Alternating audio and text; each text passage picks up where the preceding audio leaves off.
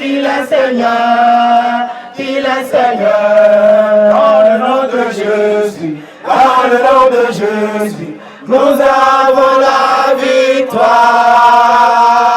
Dans le nom de Jésus, dans le nom de Jésus, Satan, tu dois t'enfuir.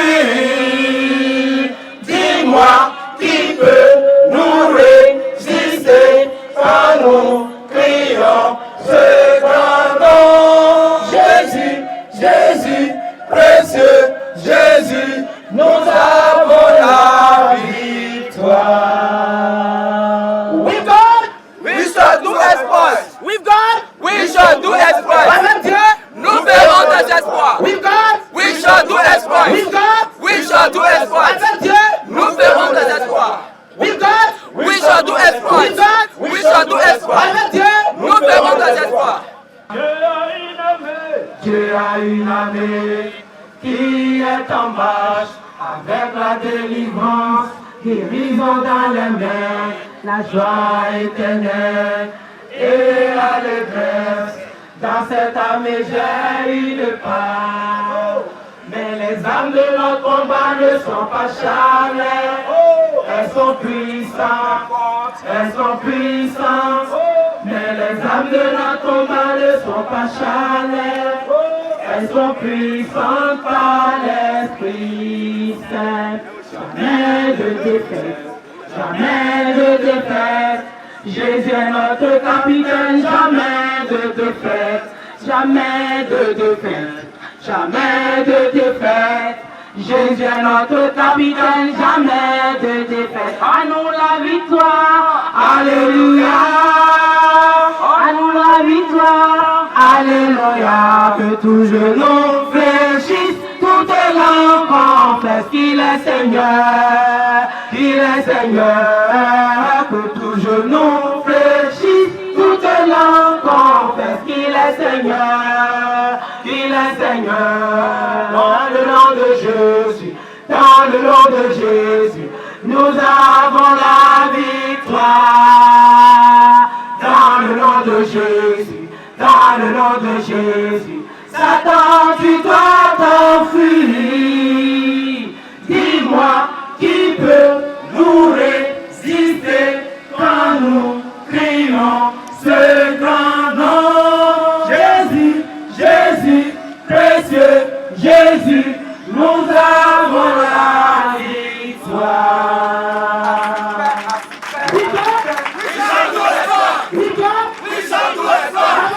Nous ferons des espoirs. We shall do exploits. We shall do exploits. Nous ferons des espoirs.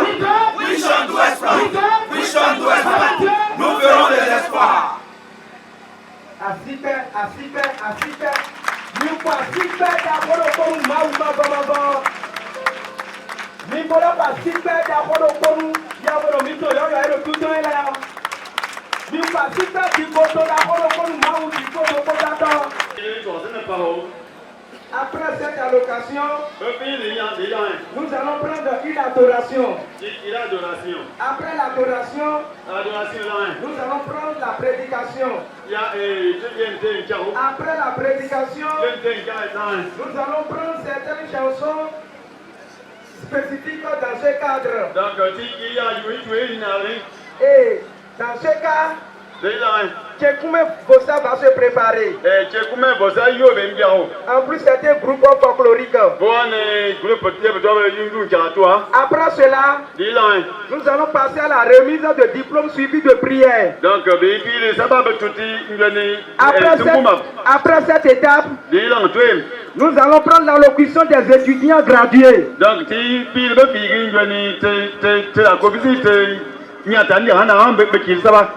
Après cette étape aussi,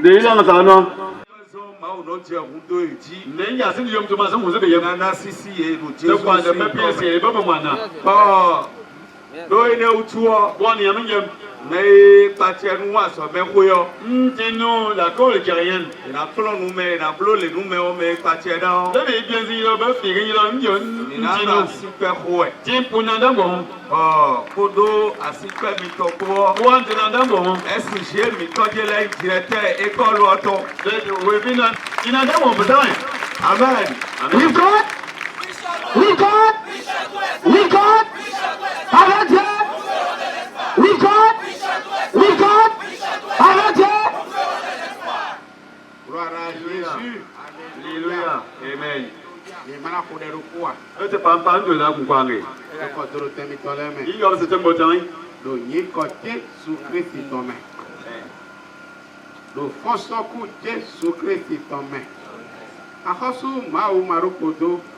Ma kole macha mafu. Uye ma we leton. Okolo noi. Mi dogbe noi bo zewe taka.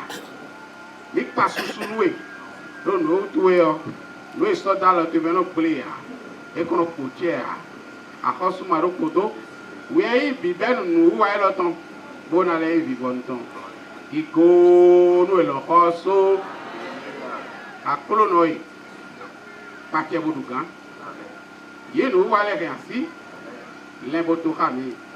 Le Dieu sous ses comme. Nové. Sono nové. Nyonu.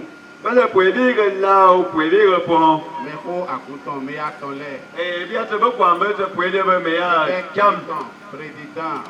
te puede président. Donc nous mime pisese. Bale be bose te se sai. Donc nous mimo mais ho. Wane atoleme. nyambam nyam nge me be yan. Nous mimo président mi totome. Te yambam te président ye nyan. Ewe nous wi wa elo tion e di uti yidi. Le nja si nem pa me nem do sa se so ande te no. E nous bo fa. Bale pena ni ngen yo te no. Se bibenu kakawa je gbe. Be ye ni kende ta ba ma me to sa na dia. Mo fenu ma uto akoyin. Yo me to pa ya ni le mane. Wese se kame fi. Le mambo wute wese it ntunya. Amen. Amen. Amen. Amen. No wa ilo. Nem pa mama. Ni na do eyin we da gbe di do ropo. Le yate banan te ensu kya nye me ni kyaram nya. Bole yin untu. Na besai. Do penu particulièrement bureau institut oton. Le yate ba buzi ngoni kya me kyare ma. Do nu indo ye ma so eyin abnégation, c'est-à-dire minabro dandansi muso si a uso doa. Bele le bela be pile ho ambele le pile na ngante be pana. Reno si wi wa ro fia. A ne pa ma ngi pa be pa da tan. E ma indo be jana se me da ga. Le peut-être na be ga ile yana. Amo particulièrement trésorier institut oton. Amma be sa yo ne trésorier ngoni kyarale le yo kya me ye. Pro docteur miton. What docteur. Mi moro jele nu lo eyin wi wa.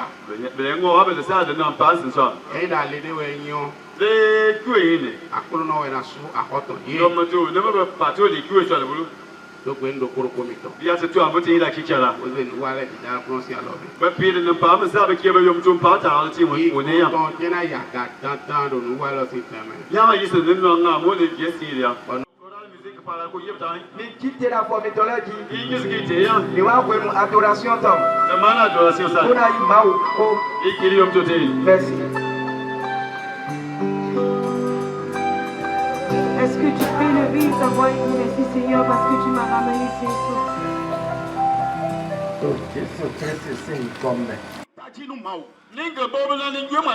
Mau do jere ye ni formé fidèle là. Recommandation de Christ non. Et do jere ye ni blo fidèle là. Mais allez former des disciples. Et do mi blo te village. Et do ino tatame yo. Ya bio ma usome yo. Adonado sisido meyi mede ado pikpla aji. Bo sisi di adodo chiton. Ena dio pesato. Tuzu kemse defo. Dena kula kwa vuwa nu Christ. Sieni ome. Ewe institut. Le rocher de la source. De immeaton. Botele ton wa. Le soumanya. Kon yeri mele chedu kona. Sumo do pikpla to kaka jegbe. Ba yin do tachi. Do cheju elome on. Njuro na talon deji. Njuro talon deji. Lo echi nja talon. La dispensation de la connaissance et de la révélation. La dispensation de la connaissance et de la révélation.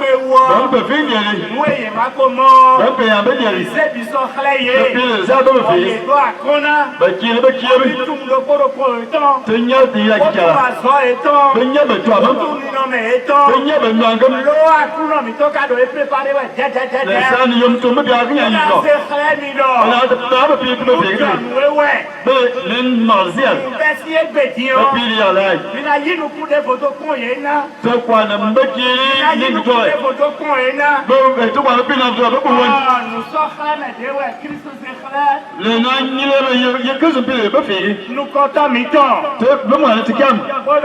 Promotion est là. Promotion, nous comptons paracouton est là.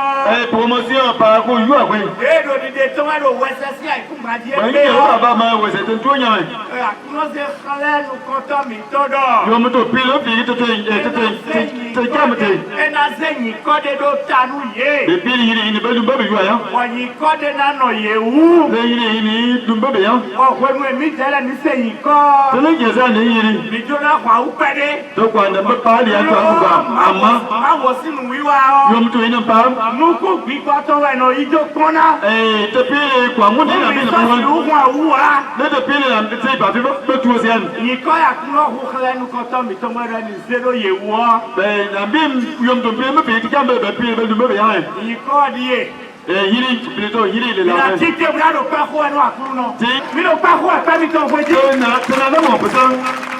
We've got, avec Dieu, we've got, avec Dieu. Les dijaïs, mais bien les dijaïs, c'est ça, Hans. Asi mitole ouais. Te probe. Vi mitole ouais. Te bisie. Non vi mitole ouais. Te yambisie. Oto mitole ouais. Te le pelebe. Ataga ta vile ouais. Probe la pe. Oyo yi kone doko ena. Mino yi nous kone doko ena da yi. Les sentinelles de Jésus-Christ. Yo mo na te yamba kan nje le information. Ina no doto mawo. Imbiasi yo no towe. Ina no doto mawo. Imbiasi yene. Onwe mawo donu ye yo. Yo to me chandeli. Ewe ina no donu togun. Ateni pili ni kayen te bo. Emewe togun na dusi. Yo mo to te bo idi ye. Eme togun na no gbede. Yo mo to te bo ifori Eme an. togun na yo nuide. So yan. Il y a une sentinelle de Jésus-Christ. Regarde le nom. Tu veux pas manger. Il croit quoi il est All over the world, lift up your voice. Do you know who you are? Shout in love, declare it. Believers anthem. Come on, let's go. We are a chosen. Come on. We are a chosen generation. We've been called for to show His excellence. Yeah, all I require for life, God has given me, and I know who I am. We are a chosen generation. We've been called for to show His excellence. All I require for life, God has given me. I know who God says I am. What He says I am. Where He says I'm at. I know who I am. I know who God says I am. What He says I am. Where He says I'm at. I know who I am. I'm walking in power. I'm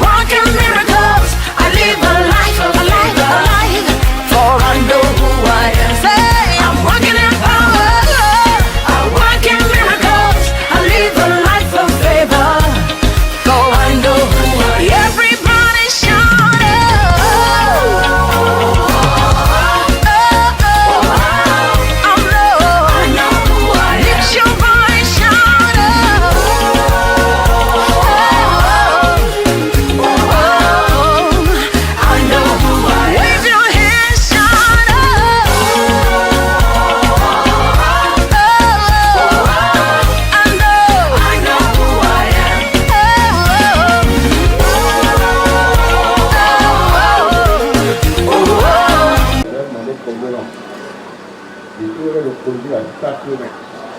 À continuer. Il est même il est bien belle de l'autre. Mais il y a un peu de le contrôle. La femme est à nous. Pas béni de l'un. Les billions nous même qui pas autant. Nous n'avons pas autant. C'est comme tout le monde. Et là, il prend. Nino maman.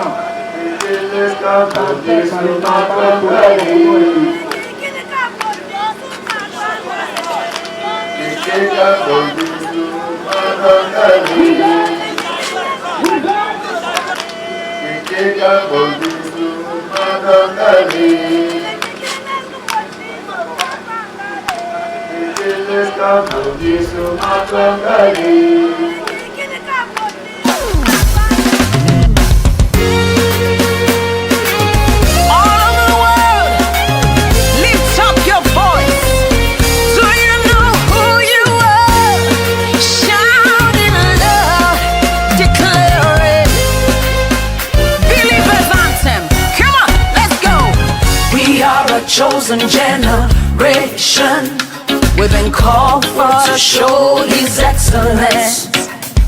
Hey, all I require for life, God has given me, and I know who I am. We are a chosen generation, we've been called for to show His excellence. All I require for life, God has given me, for I know who I am. I know who God says I am, what He says I am, where He says I'm at. I know who I am. I know who God says I am, what He says I am, where He says I'm at. I know who I am. I'm working in power, I work in miracles, I live a life of favor. I know who I am. I'm working in power, I'm working miracles, I live a life of favor, for I know who I am. Hey. Hey.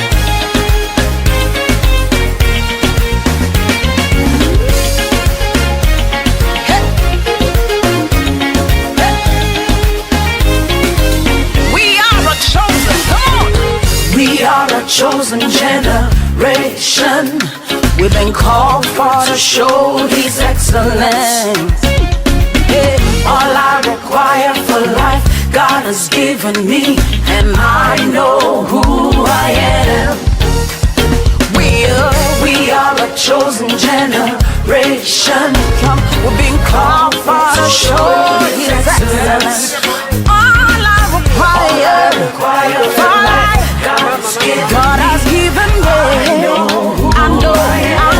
I know who God says I am, what He says I am, where He says I'm at. I know who I am. I know who God says I am, what He says I am.